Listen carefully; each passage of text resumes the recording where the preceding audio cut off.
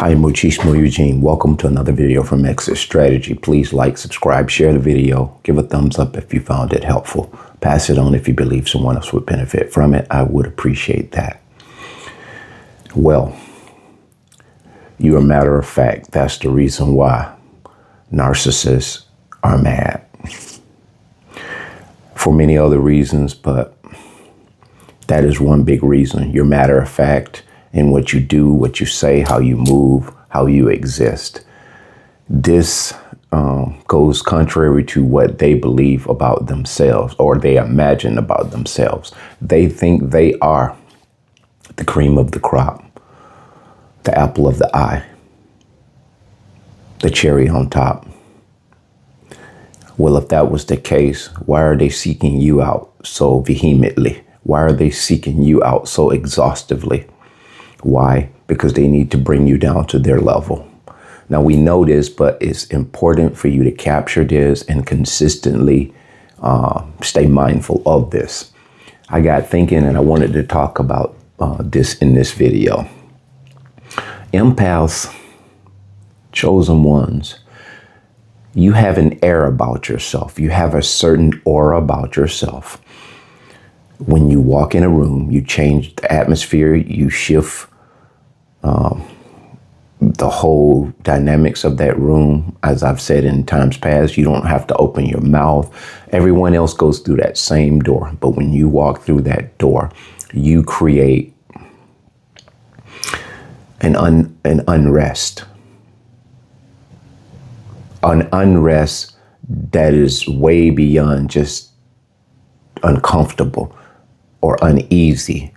It is almost impossible for a lot of low vibrational people to stand or sit in that room with you without behaving badly. The knee-jerk, the impulsive reactions from people who have this scorn that they can't even figure out, this hatred, this envious, this hostility of sorts, they can't even control it.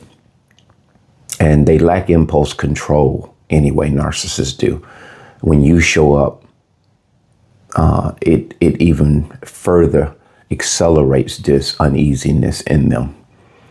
And so, because your aura has shifted the attention away from them, your light has blinded what they're trying to do or have been trying to do.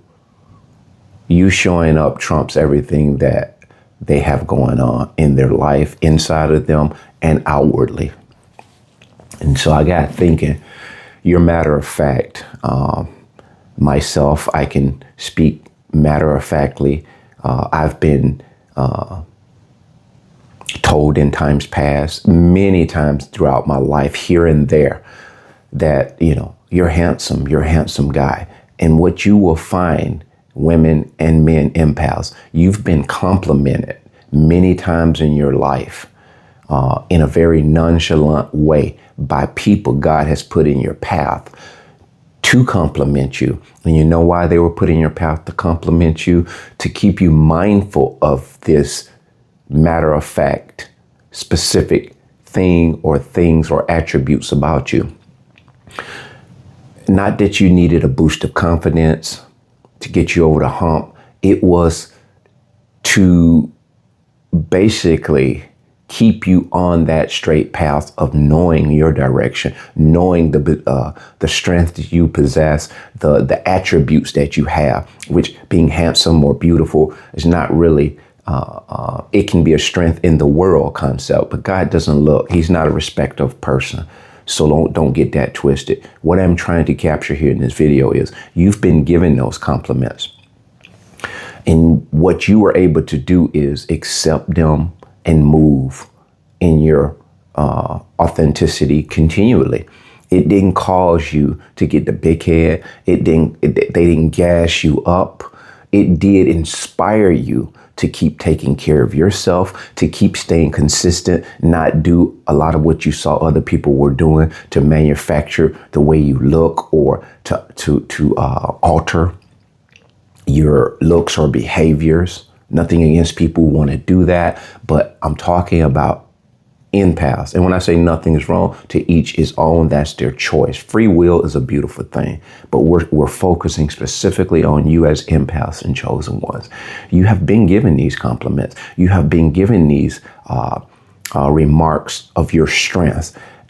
And the thing is, narcissists, when they hear an empath be given these compliments of awareness of their strengths and their attributes, that even further agitates them. So now they have to sink your ship. You become their life work. You become their life's work. And so I'm drawing off of a comment or a compliment that I've gotten several times throughout my life. You're handsome. You're very handsome. And even guys have told me that. And I'm not talking about in a real facetious way, but you've also had backhanded insults when people have given you these compliments or comments, seemingly for the good. But there's an undertone. I'll show you the difference. You think you're handsome. You think because you're handsome. These type of things is the knee-jerk and the lack of impulse control that people who are dark and have envious agendas can't control it. And so going forth with this conversation, I want to remind you all that you have a matter-of-fact mentality. You can go ahead of the compliments or the comments. You can go ahead of them. You can go behind the comments or the compliments. Either or, you can take it or leave it. But God has allowed some people in your life to give you comments or compliments because the inspiration that you are given is not by man. It is not solely by man boosting you up. But however, God does allow people in your life who mean well, that are like-minded, to come along and remind you that the way that you're going, the way that you're moving is satisfactory. It is okay. It is sufficient. It is what it is. Take the job. I got fired from my job. I didn't get fired for what they said I got fired for, sexual harassment. You didn't get fired from your job for the specific reasons they say you got fired or they were terminating you. What I know about myself is a lot of guys are threatened by me, not so much because I'm handsome. That's a physicality and appearance. I've seen a lot of handsome men, but their behavior is deplorable. Their existence is so dark. And the stench associated with them is so bad. But you'll find these types that have the camaraderie or the seemingly circle of friends, fake friends around them. Because birds of a feather seem to flock together. So the empath walks along. Now, me walking into that place of employment, I walked in with the matter-of-fact mentality, the confidence that I had before I walked in there. I came in with a consistent behavior, much like I would when I'm not at work. So sometimes you will find empaths, our flow is so straight and narrow. There's no bumps, there's no hills and valleys. Although we go through ups and downs, that's irrelevant to who we are as human beings. We're resilient to anything that comes our way, both good and bad. We'll take the good with the bad.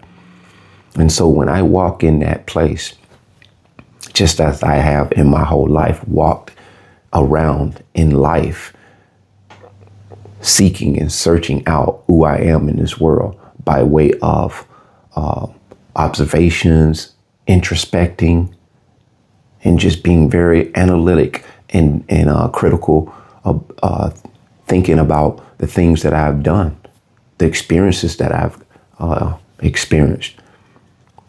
And so empaths do this. We do this on a regular basis. We do this innately. We reflect. And so walking into this place, having the armor of God on my side, knowing who I am, bothered people to a degree, whereas he's a good looking guy. He has confidence. He seems to be assertive. You know, I can go on and on and on. These are things that people observe about you. But I'm here to tell you, you are already pretty aware of the strengths and the attributes that you have. You know, when you go around people, you can feel not just that you're a likable person. You genuinely feel like the audience around you wants to be around you for the right reasons, because you're giving something and they are interested in what you're giving off, whether it's your presence, your conversation, your advice, your encouragement, your listening ear. You have the goods. And so going into this place of employment, the deck was stacked against me already. Awakened as I was already awakened. I saw things that I would not have been able to see had I not been awakened from narcissistic personality disorder. And by me going into this place of employment, the stench was so thick in the air. And so looking back, I knew what I knew when I knew it. And I understood that I was on borrowed time, but I had no idea that they would cook up an allegation such as they did. But when it happened, I wasn't as surprised as I could have been or should have been, because I knew it was going to be something down the pike. And so I walked and I moved accordingly. I was there for a little shy of a year, and I accrued at 1 point for being late. I actually had about 2 or maybe 3 throughout the year. And a point is not that significant. It takes 14 to 15 points to even be considered for not even termination, but something short of termination. Basically, I can't put a word on it, but it wouldn't be a termination even then, being that it was a union. You would be considered, unless it was something extreme, or like say drugs, or something outside of the work, zero tolerance for fighting and different things like that. Getting arrested, I don't think you get fired for that. So anyway, depending on the severity of the charge, like DUI, I don't think they would fire you because of that. Because like I said, it was a union job. So the union actually has your back. So bigger point being, the deck was stacked against me, and I knew this. And when you walk in that confidence and you walk matter-of-factly, there's nothing they can do with you to begin with. And so knowing that you're on borrowed time, you're just kind of waiting for, everything to hit the fan. And in my mind of minds, I believed, because I was doing what they expected policy-wise, I wasn't into the riffraff. I moved accordingly. I stayed cordial with everybody, even the snakes. However, I do think I spread myself a little thick, because if I had to look back and envision what I did, if you wanted to say wrong, it's just the aura was too strong. I came out of the gate on every day at work. I showed up, reporting to duty with that sense of peace. And I told you before, peace disturbs chaos in a major way. And initially when I began this video, when you walk in the room, whether you're silent or whether you're vocal, you disturb that chaos. They have to get rid of you. They have to move you around, out of the way, because for them to see you and stomach you, it turns their stomach. Thank God you're not that kind of person. There are people, however, with us awakened empaths, we can't stand to be around them, but we move around in a way that is not problematic for the threat. We don't run around trying to cause problems for people. And so this is the difference in you and the narcissist. And so when they finally terminated me, it was something that I did expect, but I didn't expect them to come out of the gate with something such as they did. And what was equally important for them was they needed to nail me to the cross, and it was supposed to embarrass me, and it was supposed to make those attributes and those strengths that I just mentioned to you. It was supposed to make them so, it was supposed to dumb them down to the point where it brought shame to me. He think he handsome. We'll fix that. We will allege that he's a sexual deviant.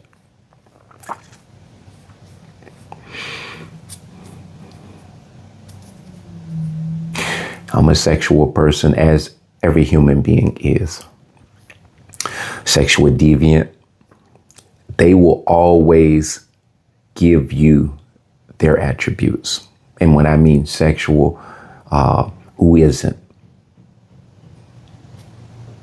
If you're a human being, God made you, you have emotions, feelings, and everyone has a libido. But respectively,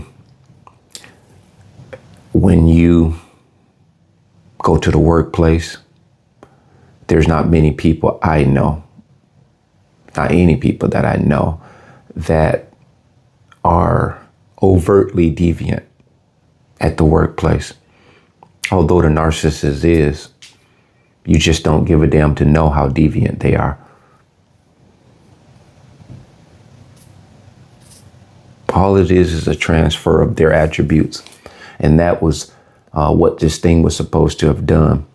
And it went counter to what they expected, because it didn't do any of the such.